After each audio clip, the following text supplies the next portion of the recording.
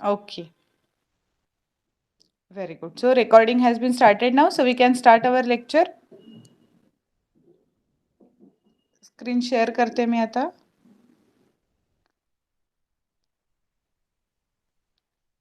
Okay.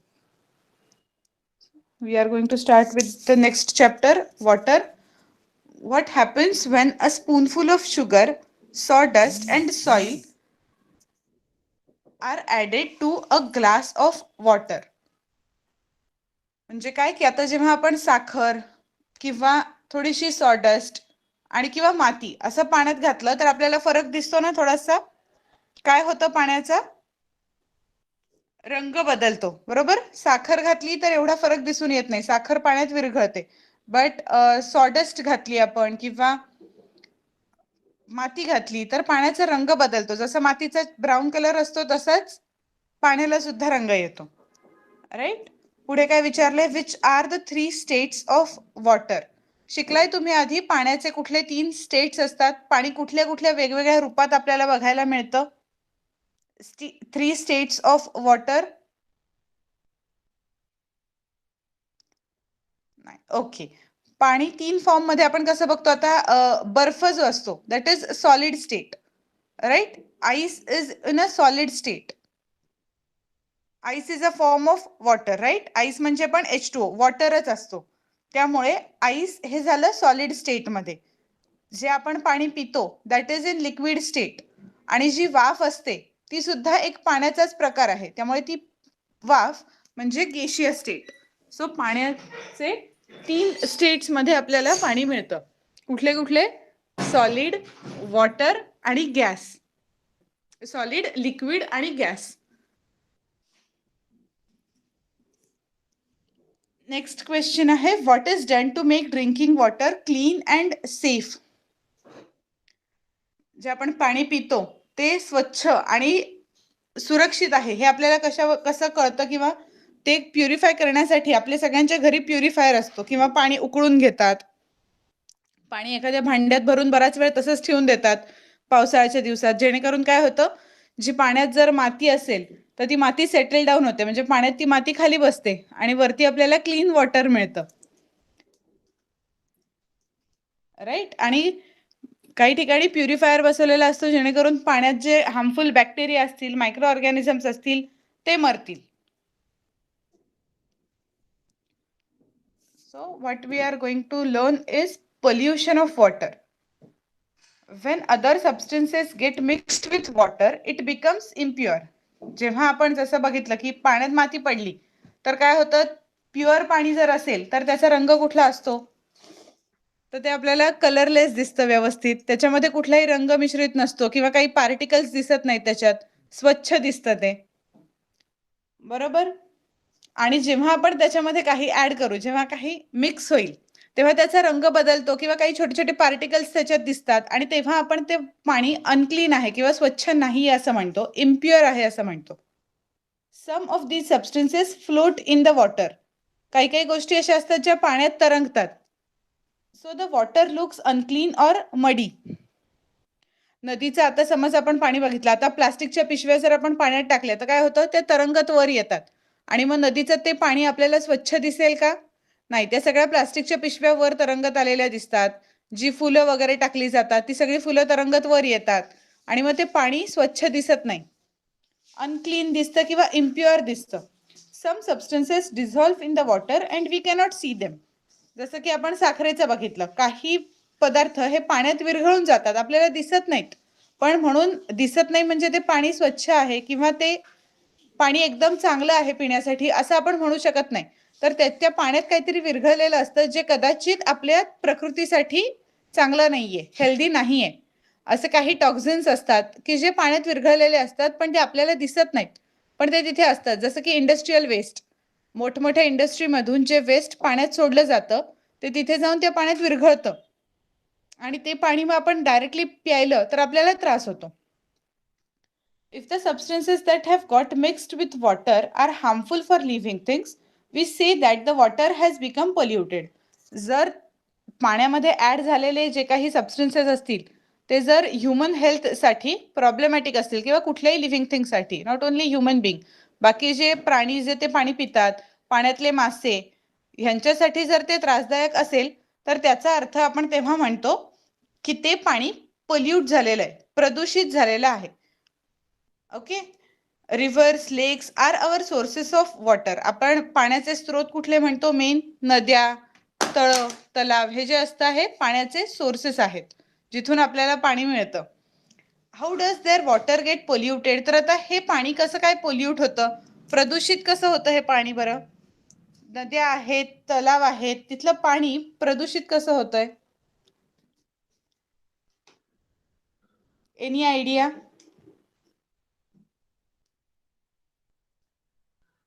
पाणी प्रदूषित होण्याची कारणं माहिती आहेत?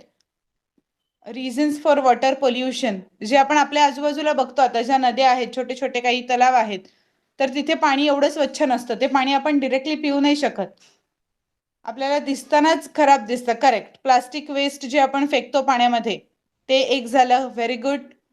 अजून पाण्यावरच्या इथे जाऊन बायका कपडे धुतात, त्यामुळे जो साबण असतो, कपड्यातला मळ, तो सगळा त्या पाण्यामध्ये ऍड होणार. नदीवर जाऊन जेव्हा धुतात तेव्हा, नदीवर, तलावावर असे जाऊन जेव्हा कपडे धुतात बायका, आंघोळ करतात लोक, त्याच्यामुळे पाणी प्रदूषित होतं.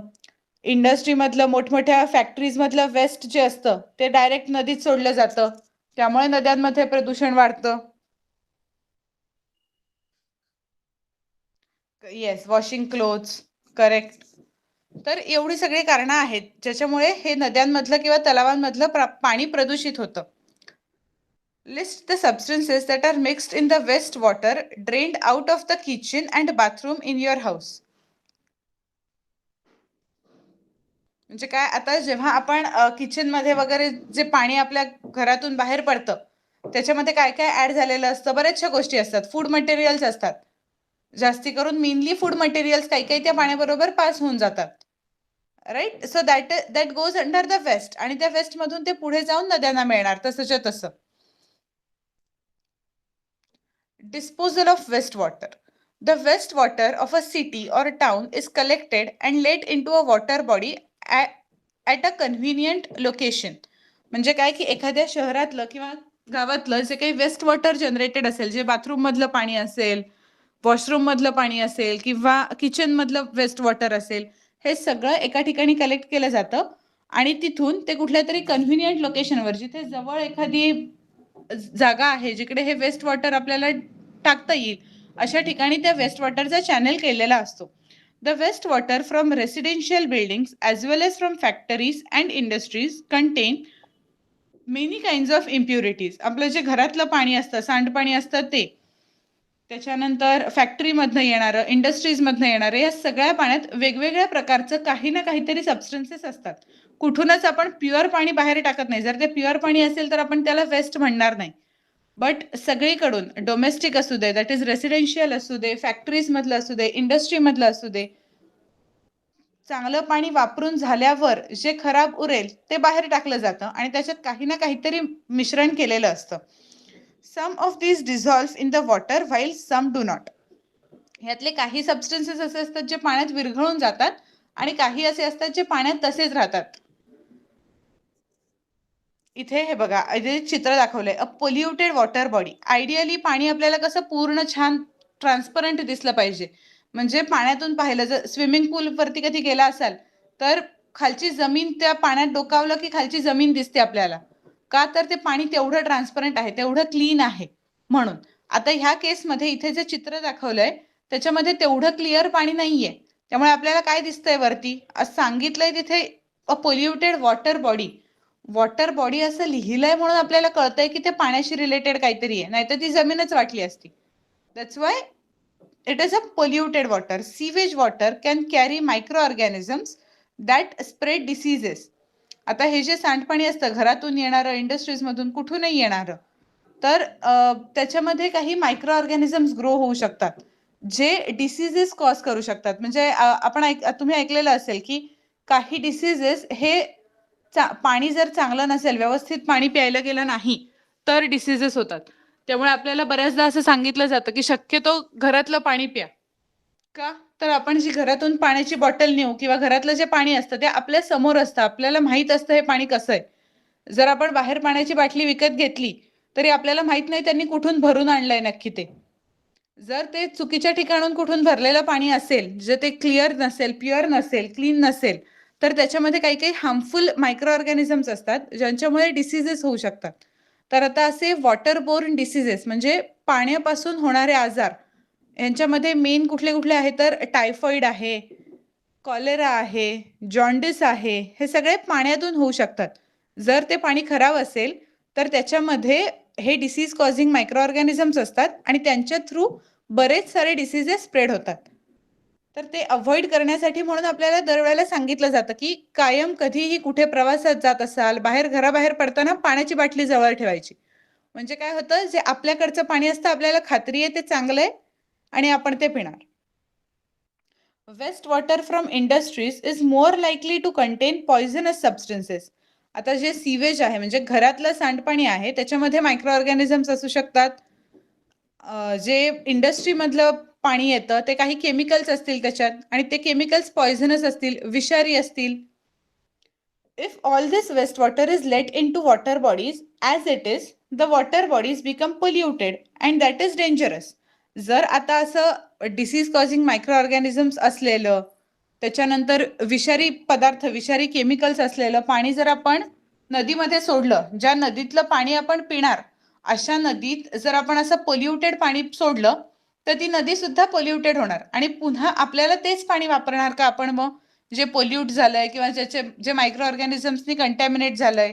It is not healthy for human or for other animals also. पाण्यातल्या माशांना सुद्धा या पाण्याचा त्रास होतो. Right. Such water cannot be used for drinking or for any other purposes. आपण फक्त प्यायलाच नाही तर कुठल्याच बाकी गोष्टींना हे पाणी नाही वापरू शकणार. That is why it is compulsory for factory owners to treat the water before letting it out. त्याच्यामुळे फॅक्टरी किंवा इंडस्ट्रीवाल्यांना जे पाणी, जे वेस्ट वॉटर तयार होईल त्या फॅक्टरीमध्ये, ते बाहेर टाकताना त्याच्यावर ट्रीटमेंट करायला लागते. ट्रीटमेंट म्हणजे काय ट्रीटमेंट करायची तर त्यातले जे पॉइझनस सबस्टन्सेस असतील ते काढून घ्यायचे आणि त्यांचं वेगळं डिस्पोजल करायचं. जर पाणी नदीत सोडायचं आहे तर त्यातले पॉइझनस सबस्टन्सेस काढून घ्यायचे, त्यातला हार्मफुल जे काही पदार्थ आहेत ह्युमन बिंग्सला किंवा बाकीच्या ॲनिमल्सना, ज्या काही अपायकारक गोष्टी आहेत त्या पाण्यात त्या काढून घ्यायच्या आणि मगच ते पाणी रिव्हरमध्ये किंवा ज्या कुठल्या पाण्याच्या स्रोतात सोडायचं आहे तिथे सोडायचं. Similarly, sewage and other wastewater of towns and cities is processed for purification before letting it into a water body.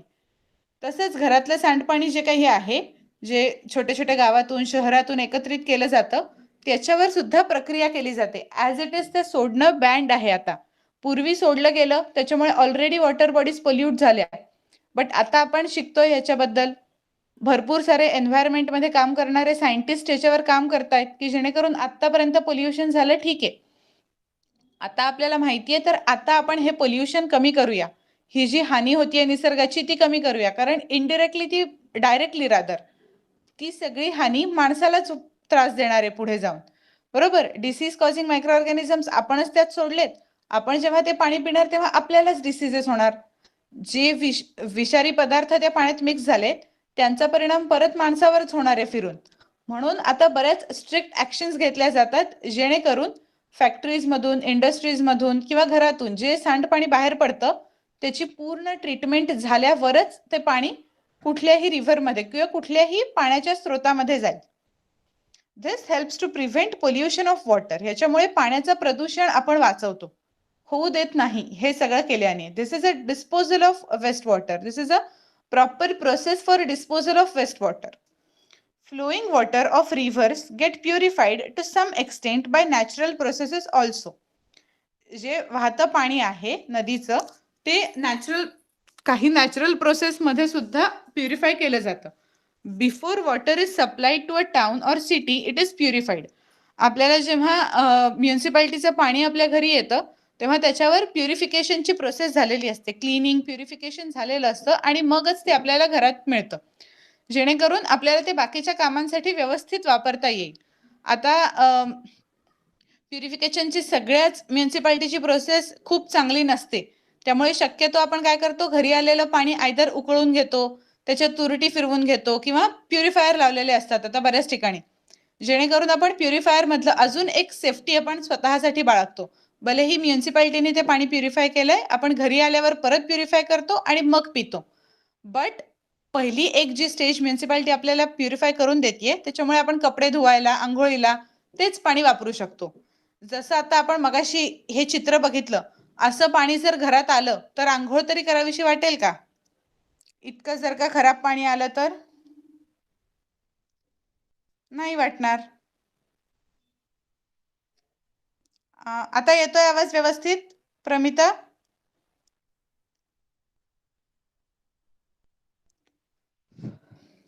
Okay. Right. So this was about disposal of water, म्हणजे पाणी कसं डिस्पोज करावं. डिस्पोजल ऑफ वेस्ट वॉटर, पाणी जे सांडपाणी आहे, जे खराब पाणी तयार झालेलं आहे दिवसभरात, घरामध्ये असेल, रेसिडेन्शियल एरियामध्ये असेल किंवा इंडस्ट्रीमध्ये असेल, तर त्याचं डिस्पोज ऑफ कसं करायचं, ते फेकायचं कसं, किंवा त्यालाच आपण जेव्हा त्याला चांगल्या बॉडीमध्ये टाकतोय, चांगल्या वॉटर बॉडीमध्ये टाकतोय, तेव्हा कसं त्याला सोडायचं. Okay. So you have to read these paragraphs. So first we'll start with Anuj. Please switch on your mic. Yes, teacher. Yes. Start reading from when other substances.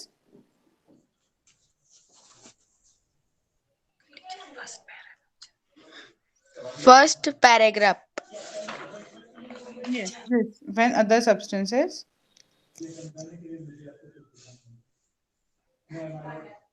Distoy screen. Yes. Yes. Please start reading. When other Substances. substances it Get. get mixed with water, it becomes impure. Some of these look Substances. substances in the Float float water. in the water. Very good. So the water some look unclean or m- Muddy. moldy.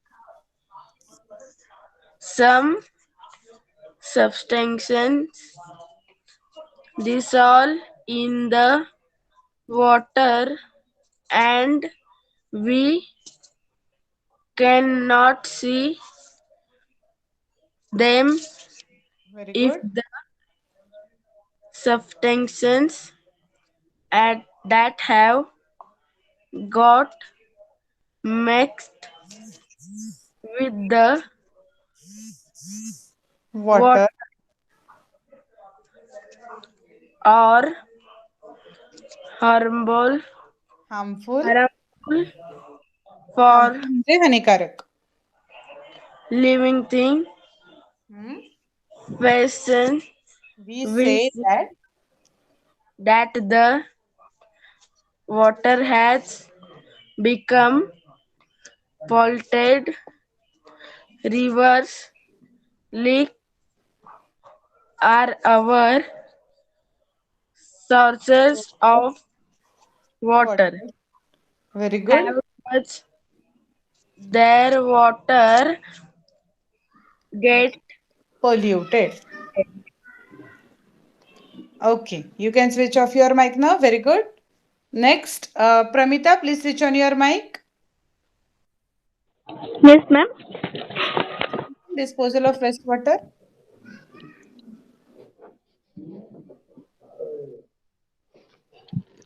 Disposal of wastewater. The wastewater of a city or town is collected and let into a water body at a convenient location. The wastewater from residential buildings as well as from Factories. from factories and industries contains many kinds of impurities. Some of these dissolve in the water while some do not. Continue. Sewage water. Sewage water can carry microorganisms that spread disease.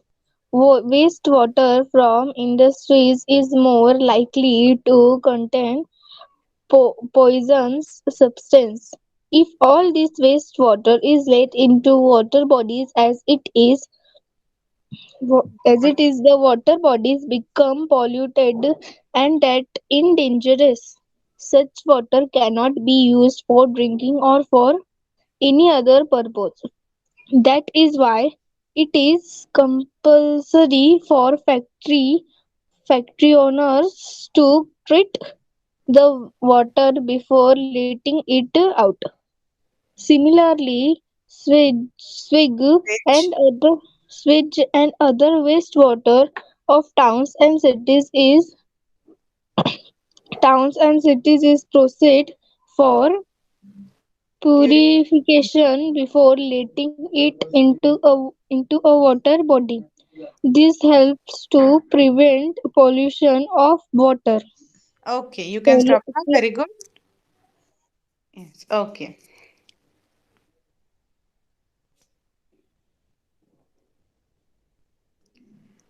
Do you know if large quantities of impurities get mixed with river water, the natural process of purification cannot keep pace.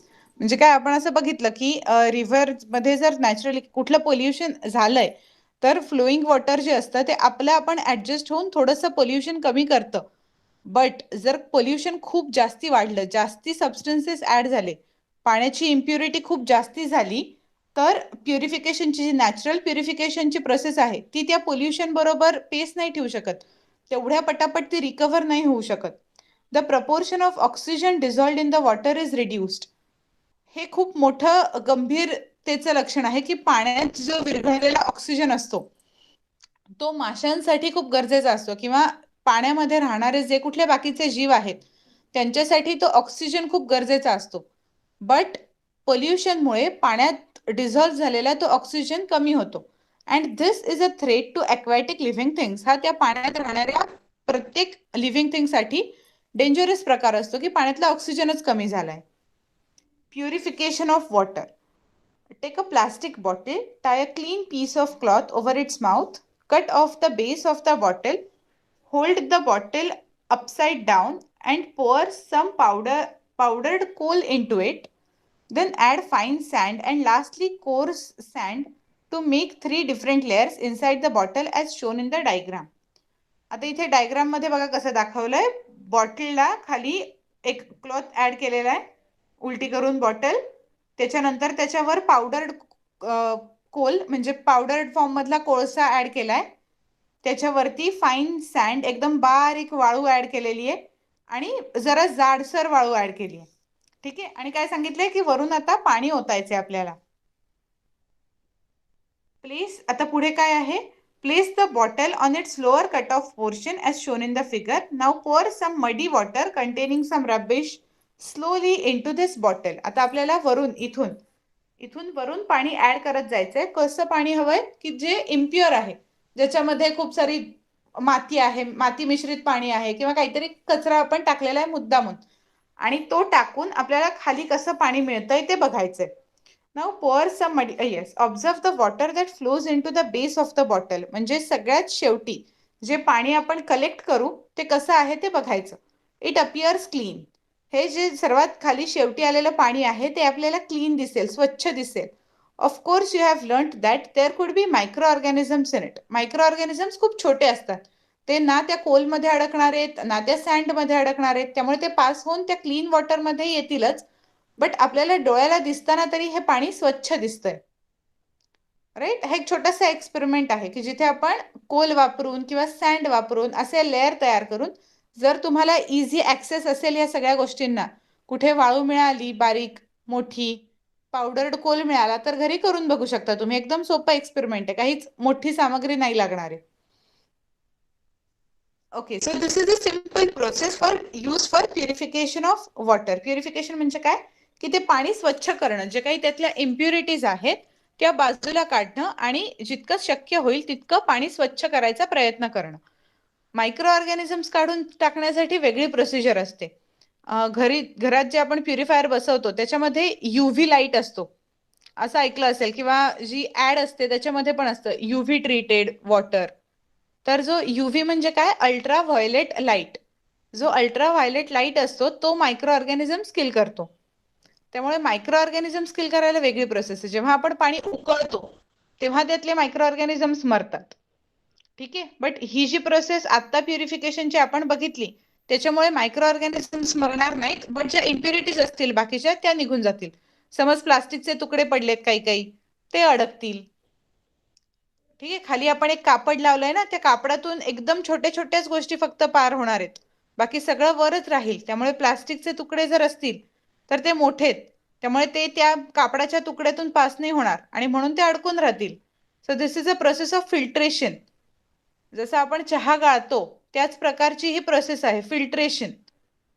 Okay, जेणेकरून जे solid किंवा जे solid waste आहे पाण्यामधलं ते वर राहील आणि pure clean water फक्त खाली येऊ शकेल. This is the steps for purification of water. Now water works.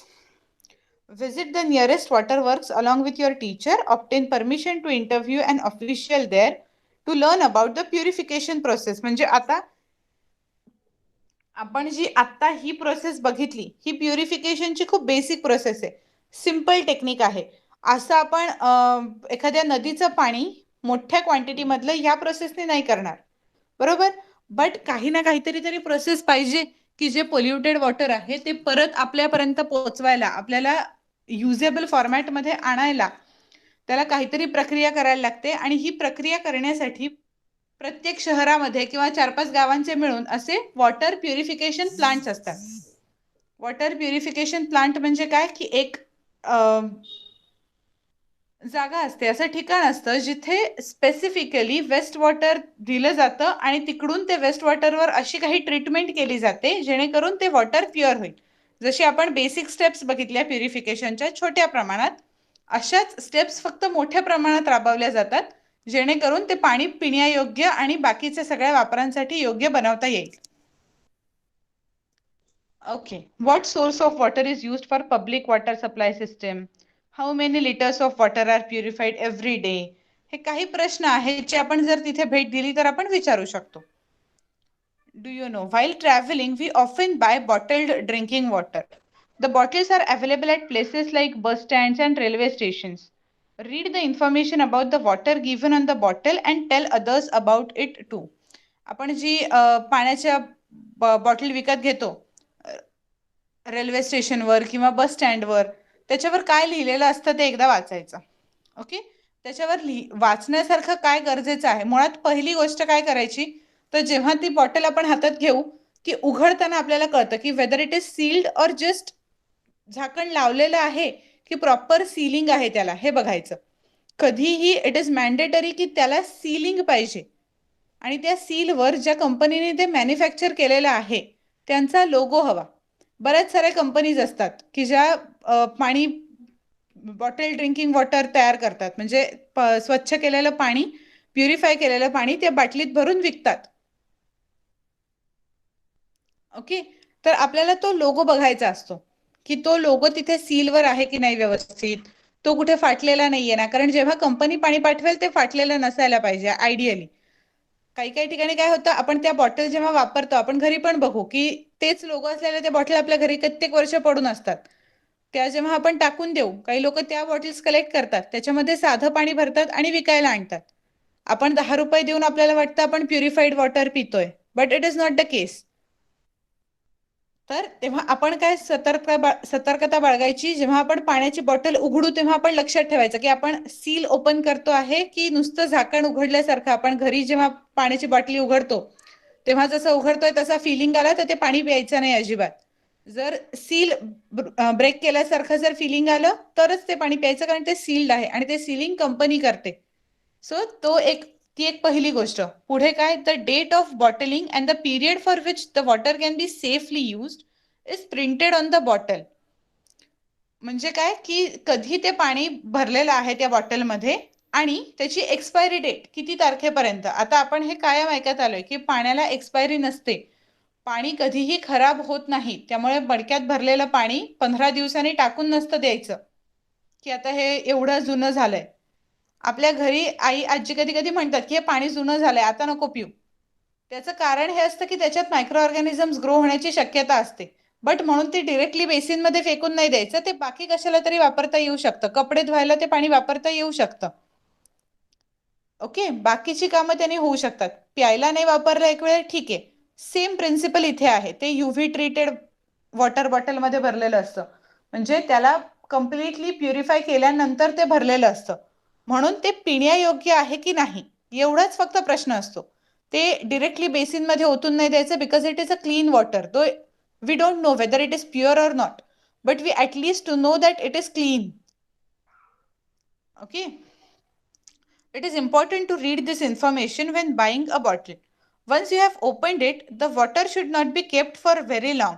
एकदा ओपन केल्यानंतर ते जास्ती काळासाठी ठेवून नाही द्यायचं. The empty bottle must be crushed and thrown into garbage bin so that it cannot be reused. हा खूप महत्त्वाचा मुद्दा आहे की आता आपलं पाणी पिऊन झालं की ती बॉटल क्रश करायची, ॲज इट इज फेकायची नाही. एकदा ती क्रश केली की ती कोणालाच तशीच्या तशी, म्हणजे तुम्हाला भलेही मिळताना पहिल्या वेळेला बॉटल ड्रिंकिंग वॉटर चांगल्या क्वालिटीचं मिळालं कंपनीकडून आलेलं, बरोबर. पुढच्या वेळेला ॲज इट इज बॉटल समज फेकली गेली तर काय होईल, त्याच्यामध्ये पाणी भरलं जाईल आणि ती बॉटलला झाकण लावून ती विकली जाईल. बट तसं होऊ नये म्हणून आपण काय खबरदारी घ्यायची, ती बॉटल क्रश करायची, पूर्ण चुरडा करायचा, म्हणजे पुन्हा ते प्लास्टिक त्या फॉर्ममध्ये येणार नाही. Unless and until it is processed properly. Company जी प्रोसेस करेल ती झाल्याशिवाय ते बॉटलला तसा शेप आणि तसं टेक्स्चर येणार नाही आणि त्यामध्ये पाणी भरून विकता येणार नाही. म्हणून कधीही जेव्हा बॉटल्ड वॉटर प्याल शक्यतो टाळायचं पिणं. त्यातून कधी इमर्जन्सीची वेळ आली, पाणी घेतलं तर ह्या गोष्टी बघायच्या की ते सील्ड आहे ना, त्याच्यानंतर त्याच्यावरची डेट, कधी बॉटलमध्ये पाणी भरलं गेलंय, त्याची एक्सपायरी काय आहे, आणि त्याच्यानंतरच प्यायचं. पाणी पिऊन झाल्यावर क्रश करून पाण्याची बाटली फेकून द्यायची ती. ओके, सो आता water purification processes at water works. आपण जे मगाशी बोलत होतो की वॉटर प्युरिफिकेशनसाठी बऱ्याचशा ठिकाणी बरीच मोठमोठी प्लांट्स असतात, प्युरिफिकेशन प्लांट्स असतात. तर तिथे कसं काय काय प्रोसेस होते ते बघूया आपण. पहिलं आहे इथे या चित्रात दिसतंय ते settling. The water from the water source is allowed to stand in large tanks. Alum is also used to help the process of settling. पाणी सेटल होऊ द्यायचं म्हणजे काय करायचं की एका मोठ्या टँकमध्ये पाणी ॲज इट इज ठेवून द्यायचं, त्याला कुठली हालचाल होऊ द्यायची नाही त्या पाण्याची.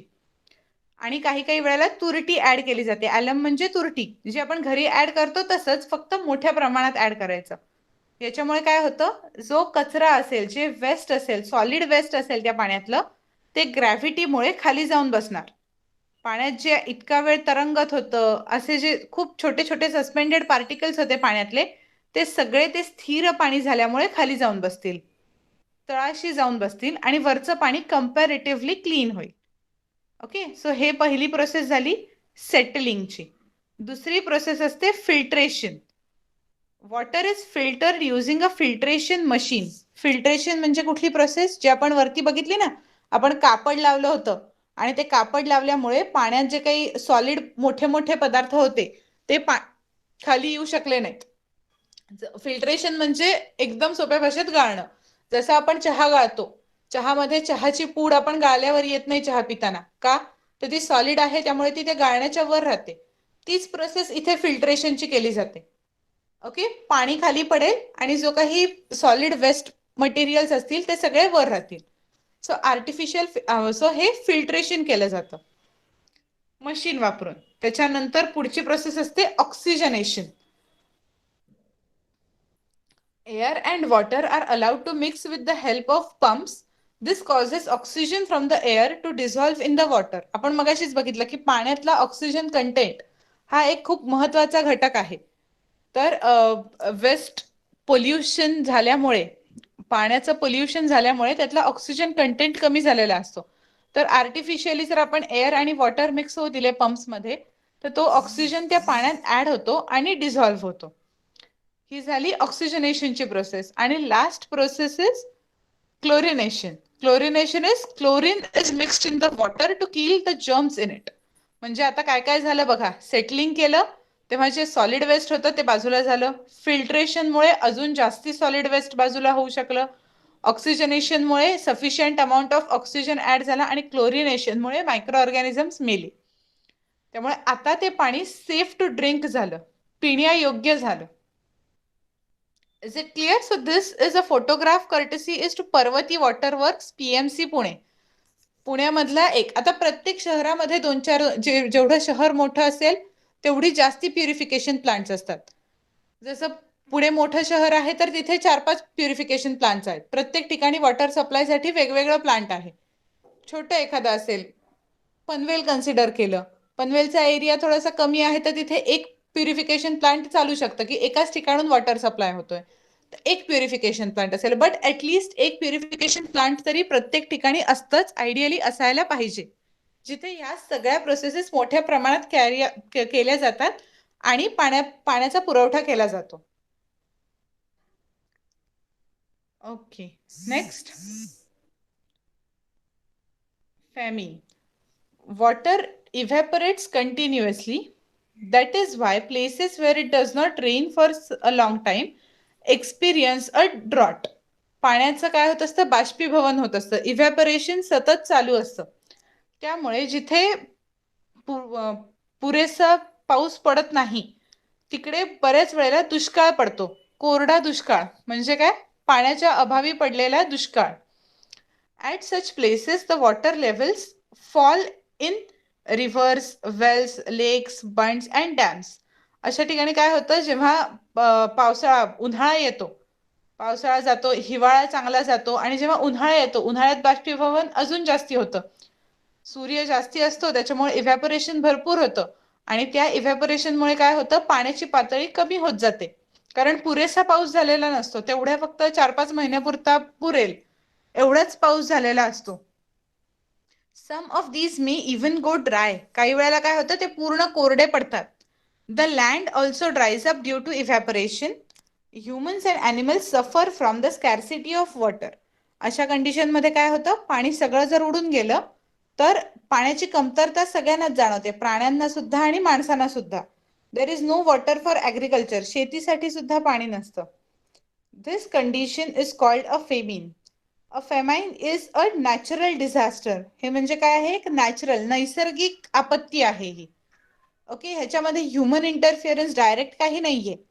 इनडिरेक्टली आता ग्लोबल वॉर्मिंगमुळे हे सगळं होतच आहे, बट डिरेक्टली काही ह्युमनची इन्व्हॉल्वमेंट नाहीये. नॅचरली काही भागांमध्ये पाऊस कमी पडतो आणि तिथे हा प्रॉब्लेम जास्ती दिसून येतो. Grain and fodder become scarce during a famine. काय होतं की बाकीचा जो धान्य असतं, धान्याचा पुरवठा सुद्धा कमी होतो. कारण आपण बघितलं की ॲग्रिकल्चर, शेतीसाठी सुद्धा पाणी नसतं, राईट. शेतीसाठी पाणी नाहीये तर अन्नधान्य सुद्धा कमी पडणार. You may have read about famine in our state or country or in another part of the world. People living in there have to face a lot of hardship. ज्या लोकांना तिथे राहायला लागतं त्यांना तिथे खूप त्रास होतो. कारण आपण विचार करू शकतो, एक दिवस जरी आपल्या घरी पाणी नाही आलं तरी किती प्रॉब्लेम येतात आपल्याला, किती अस्वस्थ व्हायला होतं. पाणी नाही येते म्हणजे काय, बरोबर. पण जिथे 8-8 दिवस पाणी येत नसेल त्या लोकांचे किती हाल होत असतील, किती वापरून जपून जपून पाणी वापरायचं म्हणजे किती. माणसाला बेसिक नीडसाठी पाणी लागतंच. स्वच्छता ह्या मेन गोष्टीसाठी पाण्याची किती गरज आहे. बट जर पाणी पुरवठाच होत नसेल, व्यवस्थित पाणीच नसेल, तर त्या लोकांनी काय करायचं. Animals and plants in those parts also सफर. फक्त माणसांनाच नाही, बाकीच्या प्राण्यांना, झाडांना सुद्धा त्याचा त्रास होतो. कारण झाडांना सुद्धा फोटोसिंथेसिस करायला, झाडांना स्वतःला ग्रो होण्यासाठी सुद्धा पाण्याची गरज असतेच. जर तीच भागवली गेली नाही तर सगळ्यांनाच ह्या गोष्टीचा त्रास होतो. The government temporarily moves people and animals from famine stricken areas to safe places where they can be provided with water, food grain and fodder. आता सरकार याच्या मागे काय योजना करतं की जी लोक तिथे राहत आहेत, जिथले जेवढे प्राणी आहेत त्यांना घेऊन दुसऱ्या ठिकाणी शिफ्ट करायचं, जेणेकरून काय होईल, ज्या ठिकाणी त्यांना पाणी देता येईल किंवा बाकी गरजेच्या ज्या गोष्टी आहेत, अन्नधान्याचा पुरवठा केला जाईल. Fodder camps are set up to take care of domestic animals. Okay, so हे सगळं म्हणजे आता ज्या एरियाजमध्ये पाणी येतं, आपण कोकण पट्ट्यात राहतो तर आपल्याला माहिती आहे की कोकण पट्ट्यात बऱ्यापैकी मुबलक पाणी अवेलेबल असतं. पाऊस भरपूर होतो त्याच्यामुळे बऱ्यापैकी पाण्याची अवेलेबिलिटी आहे. बट म्हणून आपल्याकडे आहे म्हणून आपण कसंही वापरायचं का? नळ सुरू दिसतोय आपल्याला तर सुरूच ठेवायचा असं नाही करायचं. जिथे जिथे जेव्हा नळ सुरू दिसेल, भलेही आपल्याकडून राहिला नसेल, कोणाकडून तरी राहिलेला दिसतोय आपल्याला, आपण जाऊन बंद करायचा. तो मी थोडी ना सुरू ठेवलाय, मी कशाला बंद करू, मग ज्याने सुरू ठेवलाय तो करेल असं नाही. तिथे आपला इगो थोडा बाजूला ठेवायचा. का तर कोणीतरी दुसऱ्या ठिकाणी पाण्यासाठी व्याकुळ आहे, त्यांना पाणी मिळत नाहीये. जर आपण एका ठिकाणी जपून वापरलं तेवढा साठा राहील आणि सरकारला आपल्यालाच ते पाणी दुसऱ्या कुठल्या तरी माणसासाठीच उपयोगी पडेल. एवढी आपण काळजी घ्यायची की आपल्याला इथे मुबलक मिळतंय म्हणून आपण वापरून टाकलं असं नाही करायचं. दुसऱ्याचीही काळजी करायची, त्यांनाही पाणी मिळालं पाहिजे. राईट. जेवढं पाणी माणसाला प्यायला लागतं तेवढं प्यायलाच पाहिजे दिवसात, कारण प्रत्येकाची हेल्थ गरजेची आहे. कपडे धुवायला, आंघोळीला, हे सगळी स्वच्छतेची महत्वाची कामं आहेत. कोरोनाने आपल्याला स्वच्छतेचं महत्व चांगलंच दाखवून दिलंय. स्वच्छता ठेवण्यासाठी पाणी हवंच आहे. जिथे जिथे गरजेचं आहे तिथे व्यवस्थित पाणी वापरायचंच. बट आपण जो अतिवापर करतो पाण्याचा, नळ गळके असतात, ते रिपेअर केले जात नाहीत, तिथून पाणी गळत राहतं, गळू दे. टाकी, लोक बिल्डिंग मध्ये असं करतात की टाकी सुरू करायची की जेणेकरून पाणी तिथे येईल. नळ सुरू करायचा, टाकीमध्ये पाणी भरत राहतं, नंतर तो नळ बंद करायला विसरून जातात, टाकी ओव्हरफ्लो होते, पाणी भरपूर गळतं. हे जे आपल्या हातात काही गोष्टी आहेत की हे नुकसान आपण टाळू शकतो.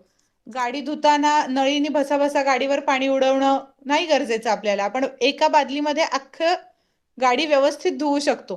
पण लोक तसं नाही करत, नळीने मस्तपैकी फवारे उडवत पाणी वापरून गाडी धुतात. It is not a right way, because आपल्याला मिळतंय, माझ्याकडे येतंय ना पाणी माझ्या घरी, मी कशाला जपून वापरू, असा ॲटिट्यूड आता थोडा बदलत गेला पाहिजे. कारण काही लोक अशी आहेत ज्यांना प्यायला पण मिळत नाहीये, जेव्हा की पिणं ही बेसिक नीड आहे.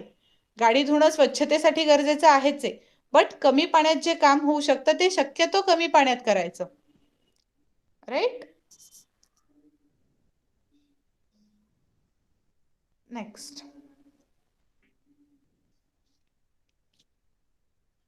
Water management. Rain brings us water again and again. आता पावसामुळे पाणी दरवेळेला येतच असतं, but we get rain for only 4 months in a year. If rainwater is not stored, we will not have water for our daily needs after the rains.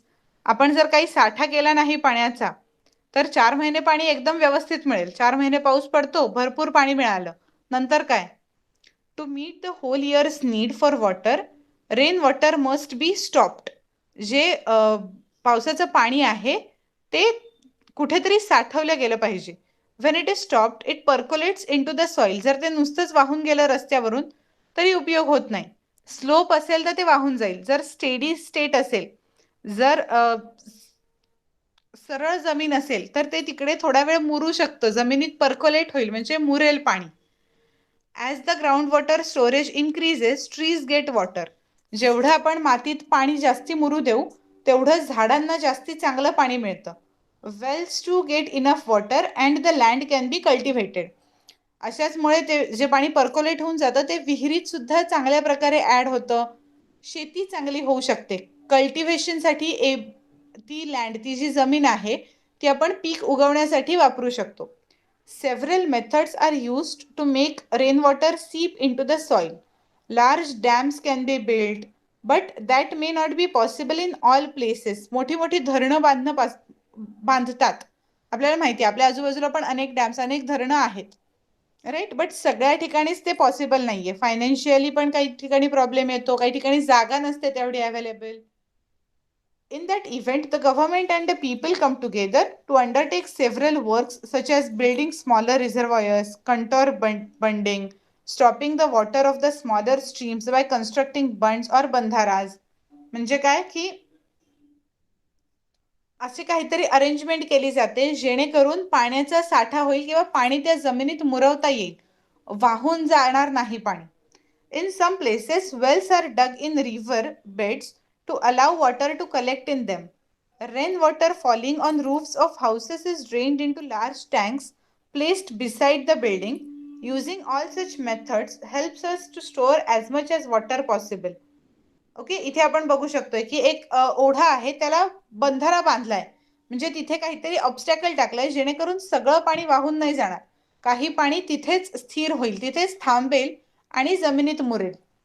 Okay, इथे storing rain water in tanks, छपरावरून जे पाणी गळतंय ते एका टाकीमध्ये store केलं जातंय. त्याच्यानंतर मेकिंग रेन वॉटर सीप इनटू सॉइल, डिरेक्टली पाईप लावून मातीत ते पाणी सोडलेलं आहे जेणेकरून मातीत ऍड होईल. It is very important to use water carefully to stop rainwater from flowing away, to make it seep into the ground or to collect it in tanks. आपल्याला एक तर आहे तेवढं पाणी काळजीपूर्वक वापरायचंय, दुसरं ते वाहून जाऊ द्यायचं नाहीये, त्याला कशात तरी आयदर जमिनीत मुरू द्यायचंय किंवा त्याचा टँकमध्ये साठा करायचा आहे, टाकीमध्ये साठा करायचा आहे. Taking steps to ensure that rain water will be available even in the period after the rainy season is called water management. Water management म्हणजे काय, तर अशी काहीतरी एक योजना करणं जेणेकरून 4 महिने, पावसाळ्याचे 4 महिने संपले की उरलेले 8 महिने आपल्याला पाण्याची भ्रांत भासू नये, आपल्याला आता पाणी कसं मिळेल हा प्रश्न पडू नये, ह्याच्यासाठी जी काही आपण काळजी घेऊ, पाण्याचा साठा ज्या पद्धतीने करू, that is non as water management. Okay, what you have to always remember is water is life and use it judiciously.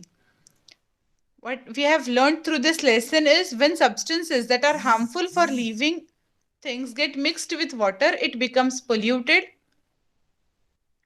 जेव्हा केव्हा हार्मफुल सबस्टन्सेस त्या पाण्यात ऍड होतील, जे लिव्हिंग थिंग्सना म्हणजे माणसाला, प्राण्यांना, पक्ष्यांना, झाडांना, सगळ्यांना जे हार्मफुल सबस्टन्सेस जेव्हा पाण्यात ऍड होतील तेव्हा आपण म्हणतो की ते पाणी पोल्यूट झालंय किंवा प्रदूषित झालंय. Before waste water is let in to water bodies, it is processed in many ways to prevent their pollution. जेव्हा वेस्ट वॉटर म्हणजे सांडपाणी जे कुठलं इंडस्ट्रीजमधनं आलेलं असेल, घरातनं आलेलं असेल, ते जेव्हा एखाद्या वॉटर बॉडीमध्ये म्हणजे नदीमध्ये, नाल्यामध्ये सोडलं जातं तेव्हा त्याच्यावर काही ना काहीतरी प्रोसेस केली जाते, so as to prevent pollution, जेणेकरून प्रदूषण होणार नाही. Before the water is supplied to the पब्लिकला आपल्या घरात पाणी यायच्या आधी the dissolved and undissolved substances in it are separated at the water works and the germs in it are destroyed. आपण बघितलं की आपल्या घरी म्युन्सिपाल्टीकडून किंवा कुठूनही जे पाणी येईल तेव्हा त्याच्या आधी त्या पाण्यावर अशी प्रक्रिया केली जाते जेणेकरून त्यातले डिझॉल्व्ड अनडिझॉल्व्ड जे काही हार्मफुल सबस्टन्सेस असतील ते संपवले जातील आणि शिवाय त्यातले मायक्रो ऑर्गॅनिझम्स मारले जातील. If it does not rain for a long time, it leads to drought and famine. Famine conditions affect humans as well as animals and plants of that region.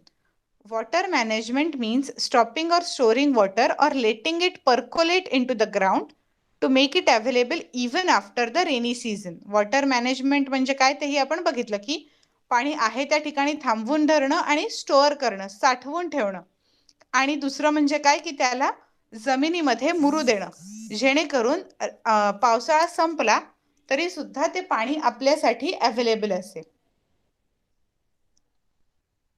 Okay, so is it clear? सगळ्यांना समजलाय कशाबद्दल होता धडा water हा? Any doubts? कोणाला काही शंका आहेत? Very good. So the chapter is clear to you now? Okay, so for today what will be your homework is you have to write down what we have learned. आपण जे what we have learned हा section आता वाचला आहे, जे 6 points आहेत ते लिहायचे आहेत तुम्हाला. ओके, एक्सरसाइज जो आहे तो आपण आता पुढच्या लेक्चरमध्ये सॉल्व्ह करूया. म्हणजे एक्सरसाइज सॉल्व्ह करून झाला की मी तो तुम्हाला लिहायला सांगेन. त्याच्या आधी आपण एक्सरसाइज नेक्स्ट लेक्चरला सॉल्व्ह करू. तुम्ही नेक्स्ट पुढच्या लेक्चरसाठीचा जो होमवर्क असेल आजचा तो हा आहे की व्हॉट वी हॅव लर्नचे जे 6 पॉईंट्स आहेत ते लिहून काढायचे. Okay, very good. So we will stop the class now. You can leave the class. Thank you and bye. Bye, teacher.